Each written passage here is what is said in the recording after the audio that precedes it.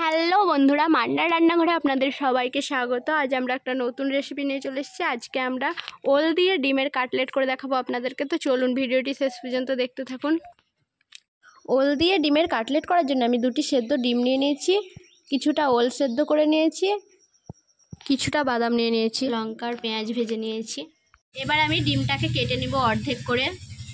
ডিম দুটিকে আমি অর্ধেক করে কেটে নিয়েছি। আর এইদিকে আমি বেসন নিয়ে নিয়েছি 3 চামচ।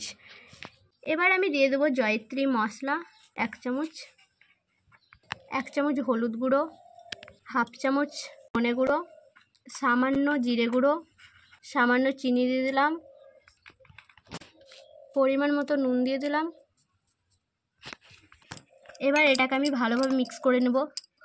এটাতে আমি এবার কিছুটা জল দিয়ে ভালোভাবে ফেটিয়ে নিব। দেখুন, এটা আমার ভালোভাবে ফেটানো হয়ে গেছে। এটাকে আমি 5 মিনিট রেখে দেব। এইদিকে আমি ভালোভাবে এগুলোকে মেখে নিচ্ছি। আমি ওলটাকে ভালোভাবে মেখে নিয়েছি। এবার আমি ডিমের ওপরে ওলটাকে দিয়ে কাটলেটগুলোকে বানিয়ে নিব। এইভাবে সব কাটলেটগুলোই বানিয়ে নেব। আমি সব ওল দিয়ে ডিমের কাটলেটগুলোকে বানিয়ে নিয়েছি। দেখুন, আমার ওল দিয়ে ডিমের কাটলেটটা বানানো হয়ে গেছে। এবার আমি এগুলোকে বেসনে ডুবিয়ে নিব। ওল দিয়ে ডিমের কাটলেট করার জন্য আমি গ্যাসে কড়াই বসিয়ে দিয়েছি। কড়াইয়ে কিছুটা তেল দিয়ে দিয়েছি।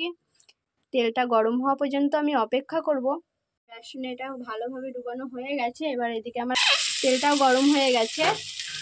কাটলেটগুলোকে আমি এবার দিয়ে দেবো একইভাবে সব কাটলেটগুলোকে।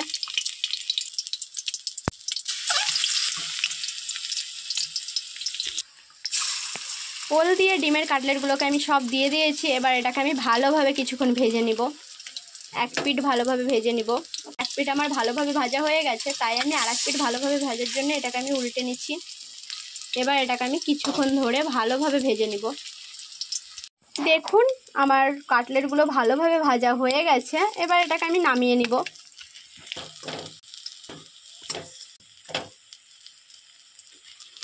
সব কাটলেটগুলোকে নামিয়ে নিব।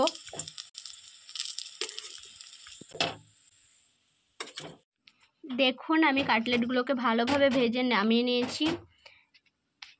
দেখুন, আমার ওল দিয়ে ডিমের কাটলেটটা হয়ে গেছে।